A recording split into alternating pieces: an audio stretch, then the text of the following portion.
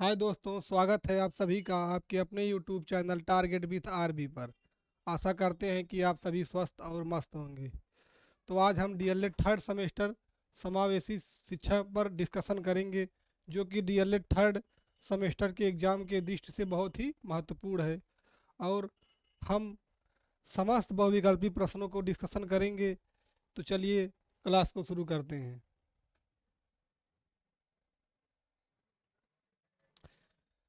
तो इसमें पहला प्रश्न है, निर्देशन का प्रकार नहीं है। यह जो है 2024 में पूछा गया था। तो आप सभी लोग बताएंगे कि निर्देशन का प्रकार नहीं है, जिसमें पहला ऑप्शन है शैक्षिक निर्देशन, और दूसरा ऑप्शन है व्यक्तिगत निर्देशन, और तीसरा ऑप्शन है लिखित निर्देशन, और चौथा ऑप्शन है व्यवसायिक निर्देशन। तो आप सभी लोग बताएंगे कौन सा ऑप्शन सही होगा। निर्देशन का प्रकार नहीं है, आप सभी लोग जल्दी जल्दी कमेंट करेंगे कि निर्देशन का प्रकार नहीं है। तो जो शैक्षिक निर्देशन होता है, या शिक्षा में जो है सलाह मशवरा दिया जाता है, तो ये शैक्षिक निर्देशन में आता है। या व्यक्तिगत जो है व्यक्ति को सलाह दिया जाता है, इसमें लिखित है। जो व्यवसाय जो है वो व्यवसाय के संबंध में सलाह दिया जाता है। जो लिखित है ये जो है निर्देशन के अंतर्गत नहीं आता है। तो option B is right answer. देखते हैं अगला क्वेश्चन।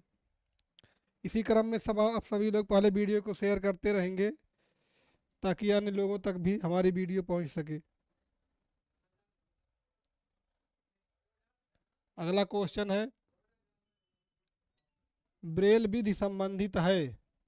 आप सभी लोग बताएंगे कि जो है ब्रेल एलईपी है। आप सभी लोग बताएंगे कि ब्रेल लिपि संबंधित है। यह भी प्रश्न जो है सन 2024 में पूछा गया था।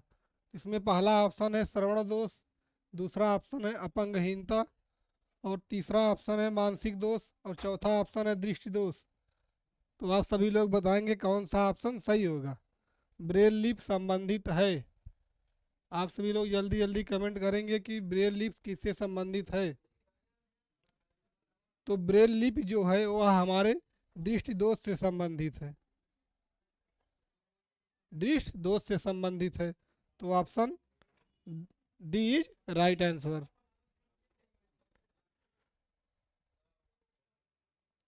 तो ब्रेल लिपि का जो है विकास जो है वो लुइस ब्रेल ने किया था।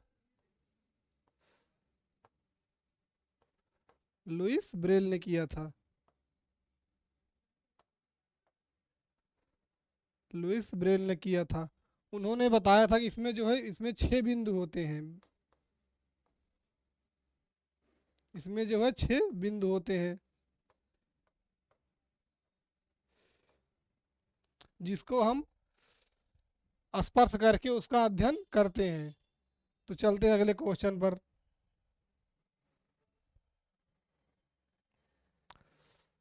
अगला प्रश्न है, भारतीय पुनर्वास परिषद अधिनियम कब पारित हुआ।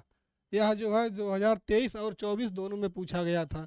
यह जो है डीएलएड थर्ड सेमेस्टर की एग्जाम की दृष्टि से बहुत ही महत्वपूर्ण है। तो आप सभी लोग बताएंगे कि भारतीय पुनर्वास परिषद अधिनियम का गठन जो है वो कब हुआ।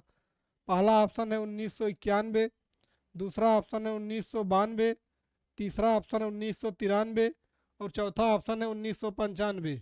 तो आप सभी लोग बताएंगे कौन सा ऑप्शन सही होगा। भारतीय पुनर्वास परिषद अधिनियम का जो है कब पारित हुआ। आप सभी लोग जल्दी जल्दी कमेंट करेंगे कब पारित हुआ। तो यह जो है सन 1992 में पारित हुआ। चलते हैं अगले क्वेश्चन पर।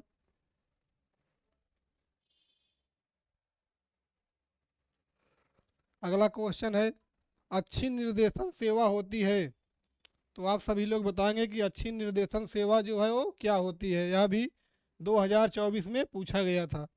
तो इसमें पहला ऑप्शन है बाल अयोग्यता, दूसरा ऑप्शन है शिक्षक केंद्रित, तीसरा ऑप्शन है गणितीय अयोग्यता, और चौथा ऑप्शन है इनमें से कोई नहीं। तो आप सभी लोग बताएंगे कि अच्छी निर्देशन सेवा जो है वो क्या होती है। तो अच्छी निर्देशन सेवा जो है वो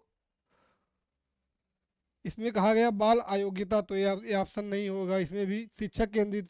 जो अच्छी निर्देशन सेवा जो है वो हमेशा बाल केंद्रित होती है। वो जो है वो बाल केंद्रित होती है।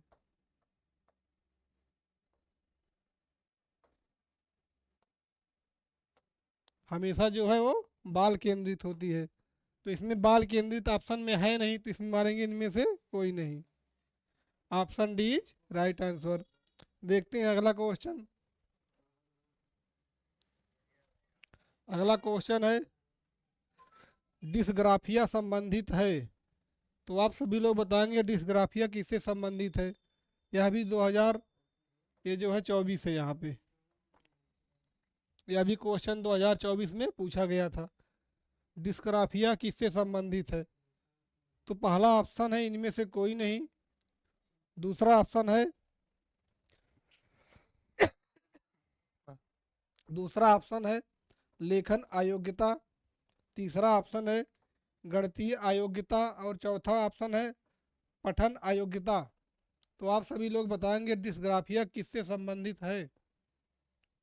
ये जो है यहाँ पे बोला है डिस्ग्राफिया। ग्राफिया यानी कि मतलब ग्राफ। ग्राफ किस में होता है। तो ग्राफ जो है वो लेखन में होता है।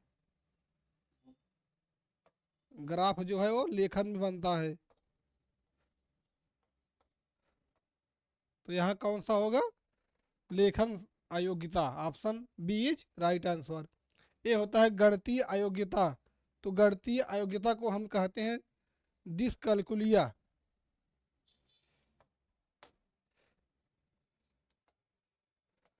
डिस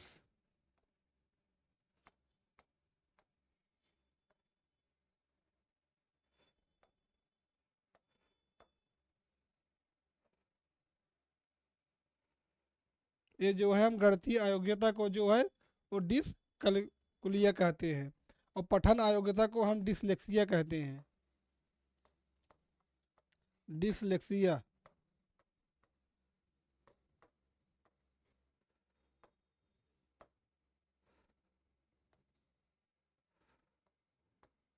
पठन अयोग्यता को जो है वो हम डिसलेक्सिया कहते हैं। तो option B is right answer इसमें होगा। देखते हैं अगला क्वेश्चन। अगला प्रश्न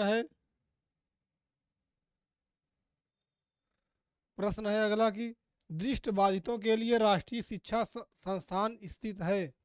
तो आप सभी लोग बताएंगे दृष्टिबाधितों के लिए राष्ट्रीय शिक्षा संस्थान जो है वो कहाँ पर स्थित है। इसमें यह भी जो है 2024 में पूछा गया और एग्जाम के दृष्टि से बहुत ही महत्वपूर्ण है। पहला ऑप्शन है देहरादून। दूसरा ऑप्शन है आगरा में। तीसरा ऑप्शन है कानपुर में। और चौथा ऑप्शन है हरिद्वार में। तो आप सभी लोग बताएंगे दृष्टिबाधितों के लिए राष्ट्रीय शिक्षा संस्थान कहाँ स्थित है। तो जो है दृष्टिबाधितों के लिए राष्ट्रीय शिक्षा संस्थान जो है वो देहरादून में स्थित है। देखते हैं अगला क्वेश्चन। अगला प्रश्न है मनोवैज्ञानिक किक के अनुसार प्रतिभाशाली बच्चों की पहचान का आधार बताया है। तो आप सभी लोग बताएंगे मनोवैज्ञानिक किक ने प्रतिभाशाली बच्चों की पहचान का आधार क्या बताया। पहला ऑप्शन है खेल द्वारा। दूसरा ऑप्शन है पढ़ाई के द्वारा। तीसरा ऑप्शन है व्यायाम द्वारा। और चौथा ऑप्शन है बच्चों द्वारा किए गए कार्यों की गति के द्वारा। तो आप सभी लोग बताएंगे कौन सा ऑप्शन सही होगा। मनोवैज्ञानिक किक के अनुसार प्रतिभाशाली बच्चों की पहचान हम कैसे कर सकते हैं। तो किक के अनुसार जो है हम बच्चों द्वारा किए गए कार्यों की गति के द्वारा उनका हम निर्धारण कर सकते हैं कि वह प्रतिभाशाली है या नहीं है। Option D is right answer. चलते हैं अगले क्वेश्चन पर।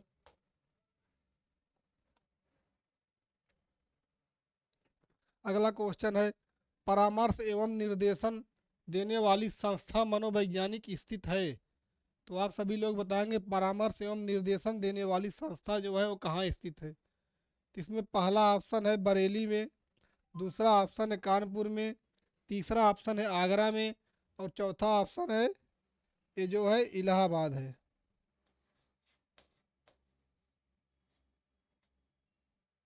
इलाहाबाद यानी कि प्रयागराज में। तो आप सभी लोग बताएंगे परामर्श एवं निर्देशन देने वाली संस्था मनोवैज्ञानिक वो कहाँ में स्थित है। तो वह जो है इलाहाबाद में स्थित है। Option D is right answer. देखते हैं अगला क्वेश्चन।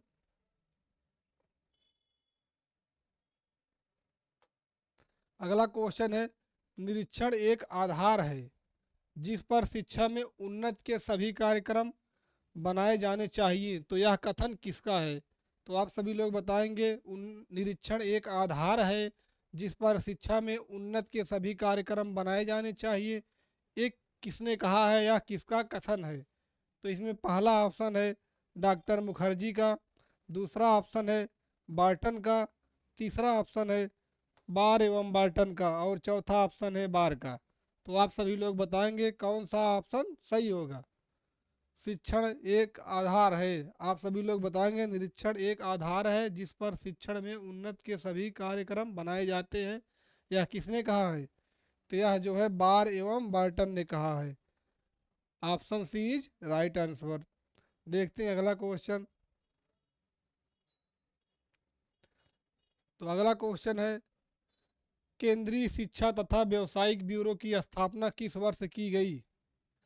तो आप सभी लोग बताएंगे केंद्रीय शिक्षा तथा व्यवसायिक ब्यूरो की स्थापना जो है वो किस वर्ष की गई? पहला ऑप्शन है सन 1954 में, दूसरा ऑप्शन है सन 1952 में, तीसरा ऑप्शन है 1963 में, और चौथा ऑप्शन है 1956 में। तो आप सभी लोग बताएंगे कौन सा ऑप्शन सही होगा। केंद्रीय शिक्षा तथा व्यवसायिक ब्यूरो की स्थापना जो है वो किस वर्ष की गई? आप सभी लोग जल्दी जल्दी कमेंट करेंगे, केंद्रीय शिक्षा तथा व्यवसायिक ब्यूरो की स्थापना किस वर्ष की गई? तो जो है इसकी स्थापना सन 1956 में हुआ। Option D is right answer. देखते हैं अगला क्वेश्चन। अगला प्रश्न है प्रश्न संख्या 12। तो इसमें पूछा गया है, वर्तमान में निःशक्त बच्चों की शिक्षा को क्या कहलाती है?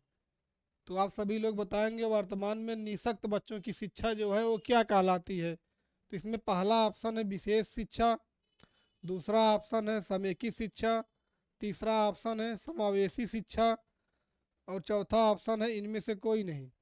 तो आप सभी लोग बताएंगे कौन सा ऑप्शन सही होगा। जो निःशक्त एवं निःशक्त बच्चों को शिक्षा दी जाती है वर्तमान समय में, वह सभी बच्चों को जो है वो समावेशी शिक्षा कहलाती है। सभी बच्चों को इकट्ठा एक साथ दिया जाता है, तो उसे हम समावेशी कहते हैं। Option C is right answer. चलते हैं अगले क्वेश्चन पर। अगला क्वेश्चन है क्वेश्चन नंबर 13। तो इसमें जो है पूछा गया है, भाटिया बैटरी में कुल कितने उप परीक्षण है? तो आप सभी लोग बताएंगे कि कितने उप परीक्षण है। पहला ऑप्शन है 7, दूसरा ऑप्शन है 5, तीसरा ऑप्शन है 3, और चौथा ऑप्शन है 2। तो आप सभी लोग बताएंगे कौन सा ऑप्शन सही होगा। भाटिया बैटरी परीक्षण में कितने ऑप्शन होते हैं?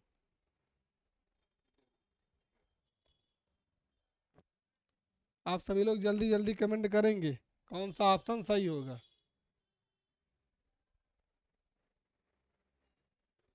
हम्म, नहीं, ज्यादा। तो आप सभी लोग जल्दी जल्दी कमेंट करेंगे कौन सा ऑप्शन सही होगा। तो इसमें जो है 5 परीक्षण होते हैं।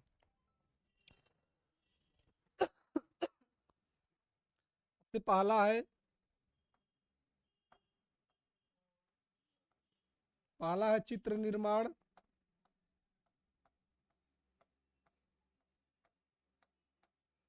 पहला जो है वो है चित्र निर्माण, और दूसरा जो है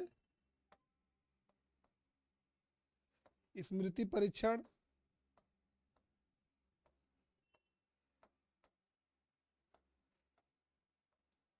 दूसरा जो है स्मृति परीक्षण, और तीसरा जो है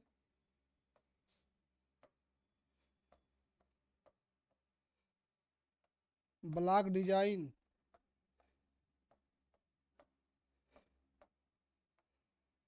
ब्लॉक डिजाइन परीक्षण,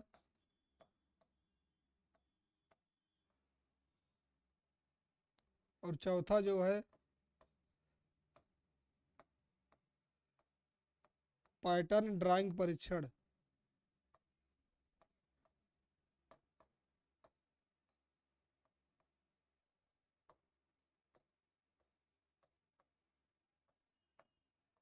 पैटर्न ड्राइंग परीक्षण। और जो है पांचवा जो है वो पास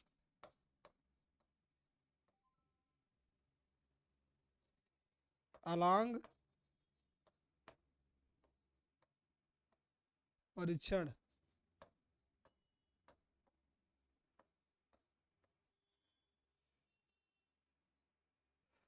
तो आप सभी लोग बताएंगे ये जो है 5 जो है परीक्षण उन्होंने दिया था। देखते हैं अगला क्वेश्चन।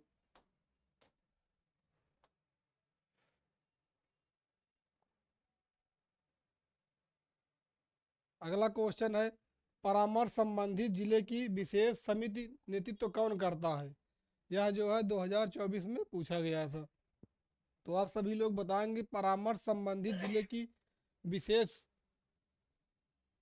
की संबंधित विशेषज्ञ समिति नेतृत्व कौन करता है। तो इसमें पहला ऑप्शन है जो है जिले का मुख्य चिकित्सा अधिकारी, दूसरा ऑप्शन है जिला मजिस्ट्रेट, तीसरा ऑप्शन है अपर जिला अधिकारी और चौथा ऑप्शन है जिला विद्यालय निरीक्षक। तो आप सभी लोग बताएंगे कौन सा ऑप्शन सही होगा। परामर्श संबंधित जिले की विशेषज्ञ समिति का नेतृत्व जो है वो कौन करता है। तो उसका नेतृत्व जो है वो जिले का मुख्य चिकित्सा अधिकारी करता है। Option A is right answer. चलते हैं अगले प्रश्न पर। अगला प्रश्न है प्रारंभिक अवस्था में मंद बुद्धि बालकों की पहचान हो सकती है। तो आप सभी लोग बताएंगे प्रारंभिक अवस्था में जो है वो मंद बुद्धि बालकों का पहचान हम कैसे करेंगे। तो यह भी प्रश्न जो है 2024 में पूछा गया था। तो पहला ऑप्शन है अवलोकन के द्वारा, दूसरा ऑप्शन है साक्षात्कार से, तीसरा ऑप्शन है परीक्षण से और चौथा ऑप्शन है प्रक्षेपी विधि द्वारा। तो आप सभी लोग बताएंगे कौन सा ऑप्शन सही होगा।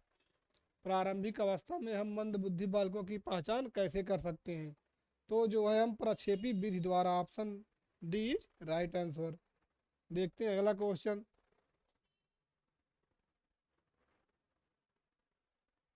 अगला क्वेश्चन है निम्नलिखित में से मानसिक विकार के लक्षण को नहीं दिखाता है। यह प्रश्न भी 2024 में पूछा गया था कि कौन सा जो है मानसिक विकार को नहीं दिखाता है। तो आप सभी लोग बताएंगे कौन सा ऑप्शन सही होगा। पहला ऑप्शन है भगनाशा, दूसरा ऑप्शन है तनाव, तीसरा ऑप्शन है संबंध और चौथा ऑप्शन है चिंता। तो इसमें पूछा गया है कि विकार के लक्षण को कौन नहीं दिखाता है। तो जो है ए दिखाता है, भगनाशा भी दिखाता है, तनाव भी और चिंता से भी जो है विकार होता है। ये संबंध जो है संबंध से नहीं होता है। Option C is right answer. चलते हैं अगले प्रश्न पर।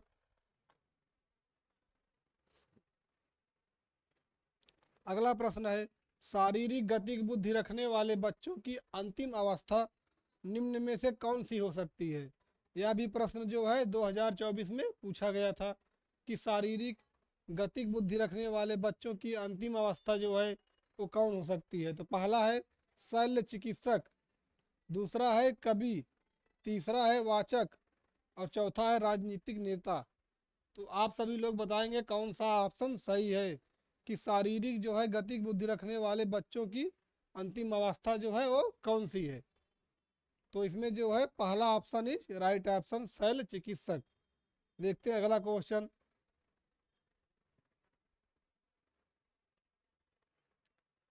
अगला प्रश्न है श्रवण बाधित के बच्चों को पढ़ाने के लिए प्रयुक्त की जाती है। तो आप सभी लोग बताएंगे श्रवण बाधित बच्चों को पढ़ाने के लिए प्रयुक्त की जाती है। पहला ऑप्शन है ब्रेल लिपि, दूसरा ऑप्शन है सांकेतिक भाषा और तीसरा ऑप्शन है यंत्र और चौथा ऑप्शन है ये सभी। तो आप सभी लोग बताएंगे श्रवण बाधित बच्चों को पढ़ाने के लिए क्या प्रयुक्त किया जाता है। तो जो ब्रेल लिपि है इसका विकास जो है लुइस ब्रेल ने दिया था। Louis Braille.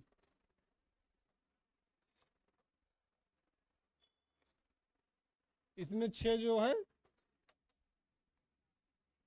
बिंदु होते हैं, उसको स्पर्श करके हम उसको अध्ययन करते हैं उसी के द्वारा।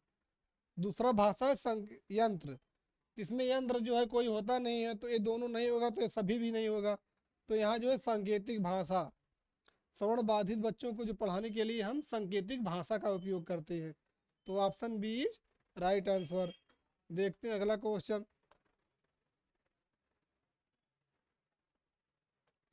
अगला क्वेश्चन है टीएटी के परीक्षण किया जाता है, तो आप सभी लोग बताएंगे टीईटी परीक्षण किया जाता है। आप सभी लोग बताएंगे टीईटी परीक्षण किया जाता है। फुल फॉर्म बता